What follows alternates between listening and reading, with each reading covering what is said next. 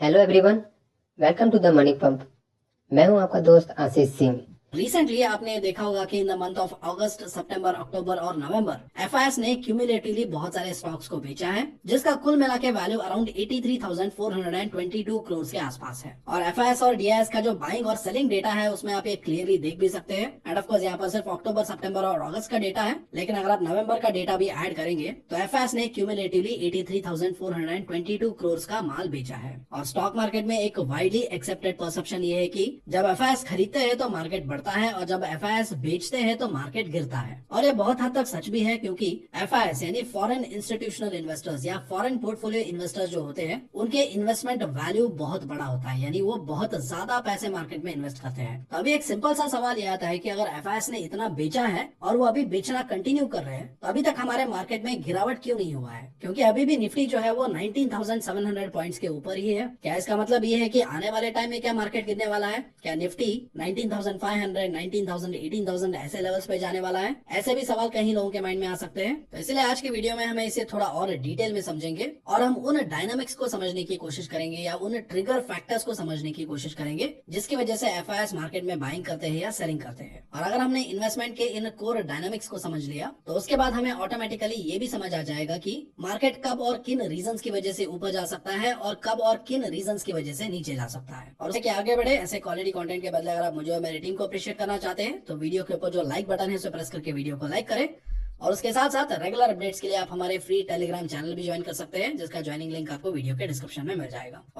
और हाँ, ऑयल के रिलेटेड एक और बड़ा अपडेट ये है कि अभी ऑयल का प्राइस जो है वो कूल डाउन हो रहा है। और कुछ टाइम पहले बहुत सारे लोगों ने कमेंट सेक्शन में सवाल पूछा था कि सर एशियन पेंट्स का शेयर क्यों नीचे जा रहा है, और एक वीडियो में हमने उस कंसर्न को एड्रेस भी किया था और वहां पर हमने ये बताया था कि एशियन पेंट्स जिन रॉ मटेरियल्स को कंज्यूम करता है वो क्रूड ऑयल डेरिवेटिव्स है। और अगर क्रूड ऑयल प्राइस बढ़ता है तो एशियन पेंट्स का जो इनपुट कॉस्ट है वो भी बढ़ जाता है, जिसकी वजह से प्रॉफिटेबिलिटी कम हो जाता है। और इसी एंटिसिपेशन में ऐसे जो ऑयल डिपेंडेंट कंपनीज हैं उनका शेयर प्राइस भी कम होता है। और अभी क्रूड ऑयल के प्राइसेस फिर से कूल डाउन हो रहे हैं, जिसकी वजह से अभी क्या हो रहा है, फिर से जो पेंट इंडस्ट्री के जो स्टॉक्स है वो फिर से रिकवर कर रहे हैं। क्योंकि देखिए, मार्केट में अपॉर्चुनिटीज हर जगह होते हैं, लेकिन अपॉर्चुनिटीज को स्पॉट करने के लिए आपको मार्केट डायनामिक्स से समझना बहुत जरूरी है। क्योंकि यहीं पर आप देख सकते हैं कि अगर किसी को पेंट इंडस्ट्री के डायनामिक्स पता नहीं है तो वो क्या करेंगे, जब स्टॉक का प्राइस गिर रहे हैं तो डर के उसे बेच देंगे। और वही जिन्हें मार्केट डायनामिक्स पता है उन्हें एग्जैक्टली ये पता होता है कि पेंट के स्टॉक्स अभी कलेक्टिवली नीचे क्यों जा रहे हैं। और जब क्रूड ऑयल के प्राइसेस रिकवर करने लगते हैं तब ये क्या करेंगे, ये ऐसे गिरे हुए स्टॉक्स को खरीद लेंगे। और जब क्रूड ऑयल प्राइसेस और भी कूल डाउन होने की वजह से इन स्टॉक्स में रिकवरी होता है तो वो ऐसे स्टॉक्स में प्रॉफिट्स कमाते हैं। इसी रीजन की वजह से मार्केट डायनामिक्स समझना बहुत जरूरी है,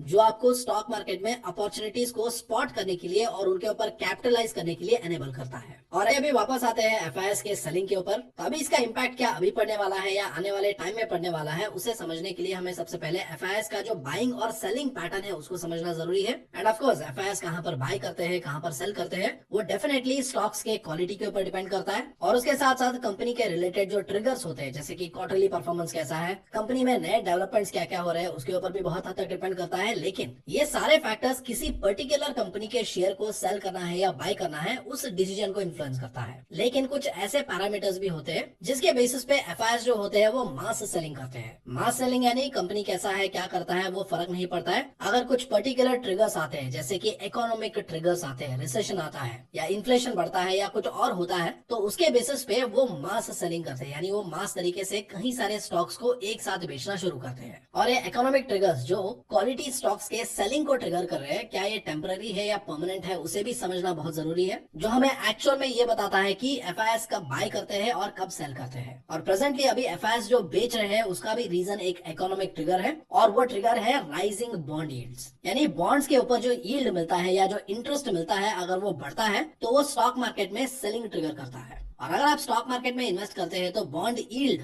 और उसका रिलेशनशिप स्टॉक मार्केट के साथ क्या है उसको समझना बहुत ही जरूरी है, क्योंकि ये इन्वेस्टिंग के related one of the very basic concept है। और ये कॉन्सेप्ट क्या है, बहुत ही सिंपल है। जब भी बॉन्ड यील्ड्स बढ़ते हैं तो स्टॉक मार्केट या स्टॉक प्राइसेस में गिरावट होता है, and on the other hand जब बॉन्ड यील्ड्स गिरते हैं या बॉन्ड यील्ड्स कम होते हैं तो स्टॉक मार्केट बढ़ता है। और ऐसा क्यों है, क्योंकि जो बॉन्ड यील्ड्स होते हैं उनका रिलेशनशिप डायरेक्टली इंटरेस्ट रेट के साथ होता है, और जब भी इंटरेस्ट रेट बढ़ता है तो बॉन्ड यील्ड भी बढ़ता है। और जब इंटरेस्ट रेट बढ़ने की वजह से बॉन्ड यील्ड बढ़ता है तो ये इन्वेस्टर्स के लिए ज्यादा अट्रैक्टिव लगते हैं कंपेयर टू स्टॉक्स, क्योंकि बॉन्ड्स में उनका इन्वेस्टमेंट रिलेटिवली सेफर होता है, क्योंकि वहां पर उन्हें फिक्स्ड रिटर्न्स मिलते हैं। जिसकी वजह से जो बड़े बड़े इन्वेस्टर्स हैं जो हजारों करोड़ों में इन्वेस्ट करते हैं, वो क्या करते हैं, वो अपने फंड्स को या अपने पैसों को स्टॉक मार्केट से बाहर निकालते हैं और बॉन्ड्स में डाल देते हैं, जिसकी वजह से स्टॉक मार्केट में सेलिंग प्रेशर क्रिएट होता है और स्टॉक मार्केट नीचे जाता है। तो अभी आई एम प्रीटी श्योर आप में से बहुत सारे लोगों के माइंड में एक सिंपल सा सवाल जरूर आएगा, और वो सवाल ये होगा कि भला बॉन्ड यील्ड बढ़ने की वजह से स्टॉक मार्केट कैसे अनअट्रैक्टिव हो जाता है। तो इसका सिंपल रीजन ये है कि बॉन्ड यील्ड इसलिए बढ़ा है क्योंकि इंटरेस्ट रेट बढ़ा है, और जब इंटरेस्ट रेट बढ़ते हैं तो स्टॉक्स के वैल्यूएशन में एडजस्टमेंट होता है, क्योंकि हायर इंटरेस्ट रेट एनवायरमेंट में स्टॉक्स के वैल्यूएशन इंपैक्ट होते हैं, क्योंकि इंटरेस्ट रेट्स बढ़ने की वजह से जो discounted rate future cash flows के ऊपर अप्लाइड होता है वो बढ़ जाता है, और अगर ये डिस्काउंट रेट बढ़ता है तो क्या होगा, कंपनी का जो फ्यूचर अर्निंग्स है, जो कंपनी आगे आने वाले टाइम में कमाने वाला है, उसके बेसिस पे जो प्रेजेंट वैल्यूएशन है या प्रेजेंट वैल्यू है स्टॉक का, वो कम हो जाता है, जिसकी वजह से क्या होता है, स्टॉक का प्राइस कम हो जाता है, क्योंकि वैल्यूएशन कम होता है तो ऑब्वियसली सेलिंग होगा तो स्टॉक का प्राइस भी कम हो जाएगा। तो अभी अगर हजारों करोड़ों इन्वेस्ट करके अगर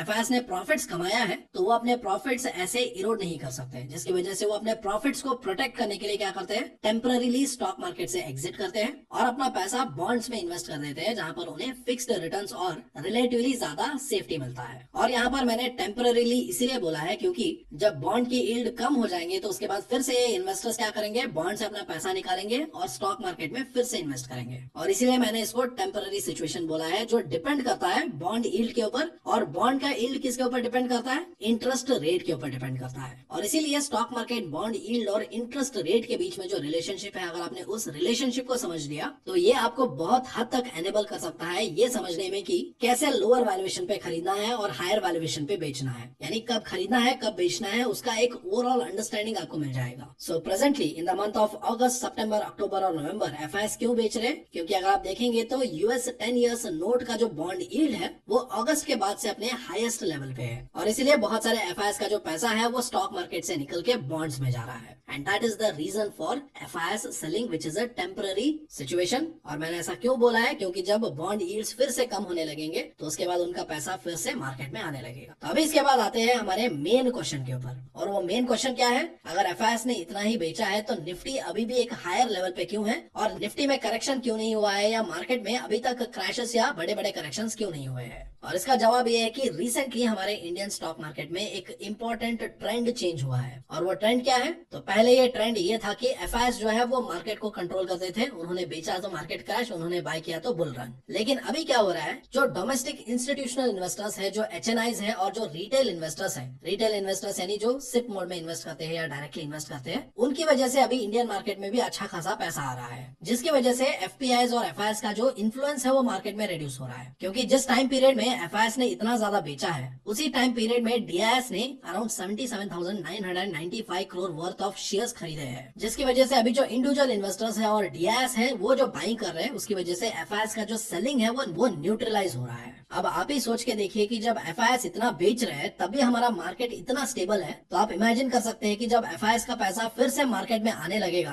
तब हमारा मार्केट कहां पर पहुंच जाएगा। एंड ऑफ कोर्स अभी ये भी बताया जाता है कि जब एफआईएस धीरे धीरे नेट बायर्स टर्न होंगे तो उस टाइम वो सबसे पहले ऐसे सेक्टर के लार्ज कैप स्टॉक्स में इन्वेस्ट कर सकते हैं जो अभी अंडर वैल्यूड है या सस्ते वैल्यूएशन पे अवेलेबल है। जैसे कि फॉर एग्जांपल प्रेजेंटली अगर आप बैंकिंग स्टॉक्स देखेंगे तो उसमें बहुत सारे लार्ज कैप बैंकिंग स्टॉक्स जो है वो एक डिसेंट या लोअर पी पे अवेलेबल है, और एक और सेक्टर हो सकता है आईटी सेक्टर, जो कि अभी बहुत ही ज्यादा बीटन डाउन है। और आईटी सेक्टर बीटन डाउन होने का रीजन आपको पता ही है, यूएस की इकोनॉमी और यूरोपियन इकोनॉमी। तो अभी इन सेक्टर्स में एफआईएस आएंगे या नहीं आएंगे वो तो फ्यूचर में ही पता चलेगा, लेकिन प्रेजेंटली जो म्यूचुअल फंड्स है उन्होंने recently around 13,000 crore rupees HDFC bank, TCS और बाकी के जो ब्लू चिप स्टॉक्स है उसमें इन्वेस्ट किया है इन the month of October. So I hope अभी आपको ये क्लियर हो गया होगा कि एफआईएस क्यों बेच रहे हैं, कब बेच रहे हैं, कब खरीद रहे हैं, और उसके पीछे ट्रिगर पॉइंट्स क्या हो सकते हैं, और इसके अकॉर्डिंग हम अपने वैल्यू अपॉर्चुनिटीज को स्पॉट करने के स्किल को कैसे इसके बेसिस पे शार्पन कर सकते हैं। आई होप इसके ऊपर आपको अभी एक डिटेल्ड अंडरस्टैंडिंग मिल गया होगा। तो अभी इसके बाद चलिए कुछ क्वेश्चंस लेते हैं टाटा मोटर्स की। तो Tata Motors presently around 15.6 price to earnings ratio पे ट्रेड कर रहा है, और टाटा मोटर्स में सबसे अच्छी बात यह है कि सितंबर 2020 से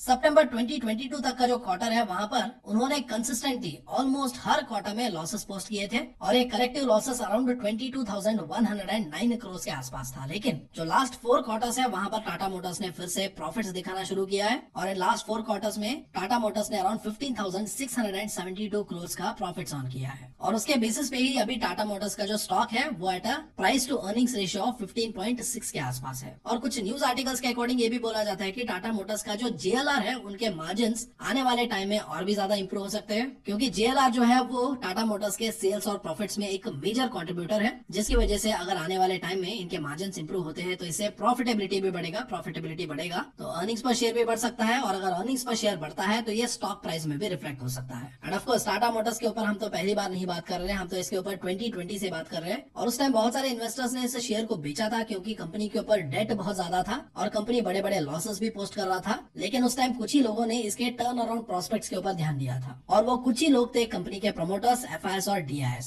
क्योंकि अगर आप इसका शेयर होल्डिंग पैटर्न देखेंगे तो 2020 से लेके सितंबर 2023 के बीच में प्रमोटर्स का होल्डिंग 3.99% बढ़ा है, FIS का होल्डिंग 1.56% बढ़ा है, DIS का होल्डिंग 3.95% बढ़ा है और इन सब ने मिलकर पब्लिक से खरीदा है, जहां पर पब्लिक ने 9.49% स्टेक बेचा है। और इसीलिए मैं हमेशा ये बोलता रहता हूँ कि जब ग्रेट कंपनीज डिसेंट वैल्यूएशन पे अवेलेबल होते हैं तो that could be one of the very good opportunities जिसके ऊपर हमें कैपिटलाइज करना चाहिए। End of course short term में अगर आप देखेंगे तो टाटा टेक का IPO आ रहा है जो टाटा मोटर्स को भी इनडायरेक्टली इन्फ्लुएंस कर सकता है, क्योंकि इतने सालों बाद टाटा का IPO आ रहा है और टाटा टेक में टाटा मोटर्स का मेजर स्टेक है, जिसकी वजह से शॉर्ट टर्म में ये पॉजिटिव सेंटिमेंट ड्राइव कर सकता है और यहाँ पर कुछ वैल्यू अनलॉकिंग भी हो सकता है, क्योंकि IPO का जो वैल्यूएशन है वो अराउंड 19,200 करोड़ से लेके 20,300 करोड़ के बीच में है। और जैसा कि मैंने बताया था आफ्टर 2004 जिस टाइम TCS का IPO आया था उसके बाद टाटा का ये पहला IPO है। और वही अगर आप टाटा मोटर्स को लॉन्ग टर्म के बेसिस पे ट्रैक करना चाहते हैं तो आप इस कंपनी के प्रॉफिटेबिलिटी को ट्रैक करें, जिसको मेनली 3 फैक्टर्स ड्राइव कर सकते हैं। पहला है इनके EV मार्केट में अपॉर्चुनिटीज, जिसमें अभी ऑलरेडी ये इंडिया में मार्केट लीडर है। दूसरा है JLR यानी जैगुआर लैंड रोवर के मार्जिन,